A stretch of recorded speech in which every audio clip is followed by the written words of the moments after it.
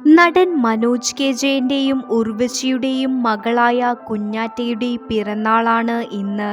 സിനിമയിൽ അഭിനയിക്കുന്നതിന് മുൻപേ തന്നെ ലൈംലൈറ്റിൽ വന്ന താരപുത്രിയാണ് തേജാലക്ഷ്മി എന്ന കുഞ്ഞാറ്റ.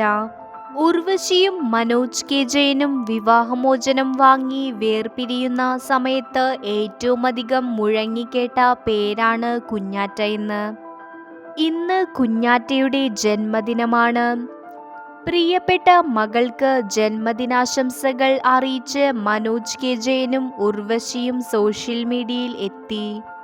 അന്ന് അച്ഛനും അമ്മയും വേർപിരിഞ്ഞപ്പോൾ അച്ഛനൊപ്പം പോകാനായിരുന്നു കുഞ്ഞാറ്റയുടെ തീരുമാനം.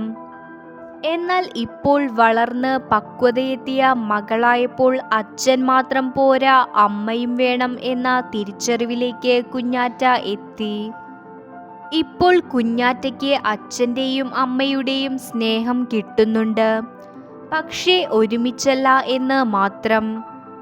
വിവാഹമോചനത്തിന് ശേഷം അച്ഛൻ വേറെ വിവാഹം കഴിച്ചിരുന്നു.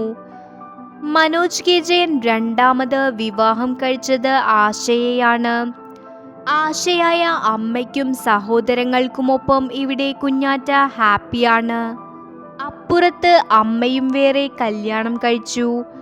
ആ അച്ഛനും അനിയനുമൊപ്പം അവിടെയും കുഞ്ഞാറ്റ ഹാപ്പി തന്നെയാണ്.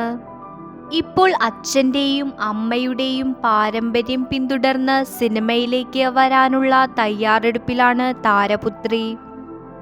നല്ല തിരക്കഥയ്ക്കായി കാത്തിരിക്കുകയാണ് താരം.